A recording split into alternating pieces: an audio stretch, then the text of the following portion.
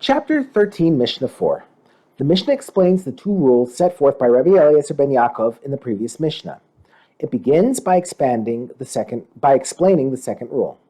When an orphan girl makes miyun to her husband to end their marriage, we treat it as if they were never married. Therefore, he, the former husband, is permitted to marry her relatives, and she is permitted to marry his relatives.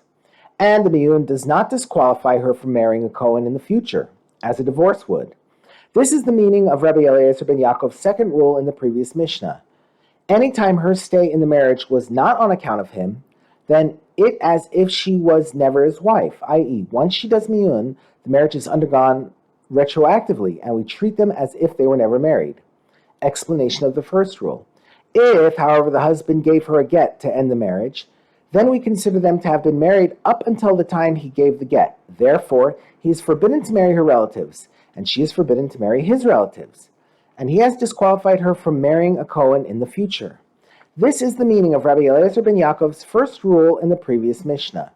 Anytime the orphan stays in the marriage on account of the man, then we view the couple as if she had been his wife, i.e., we consider them to have been married until he divorced her.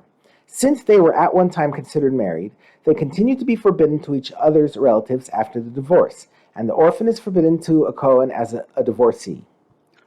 After a man gives his wife a get, he is allowed to take her back and remarry her as long as she does not marry another man first. Once she does marry another man, even if the second husband dies or divorces her, she remains forever forbidden to her first husband. The rabbis apply this law to an orphan girl as well.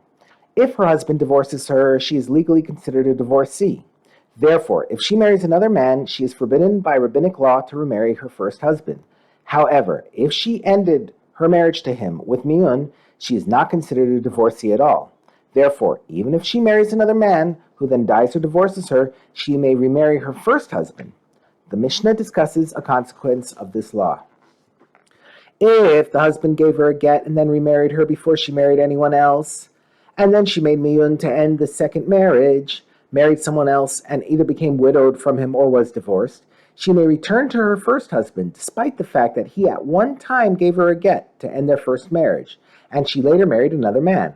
This is because when she made miyun to end the second marriage, the miyun retroactively erased both the second marriage and the first marriage, i.e. the one that ended with a get. Since the first marriage has now been undone, it turns out that the divorce was meaningless, because when she received it, she was actually not married, and she is not a divorcee at all. This being the case, she may return to her first husband even after having married another man. The Mishnah now considers the opposite case, where her first marriage ended in miyun and the second in divorce.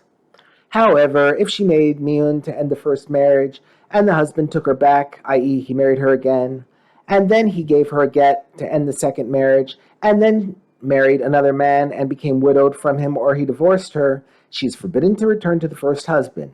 Since the second marriage ended in a get, the orphan is now considered a divorcee, who may not be taken back by her husband after having married another man. This is the rule.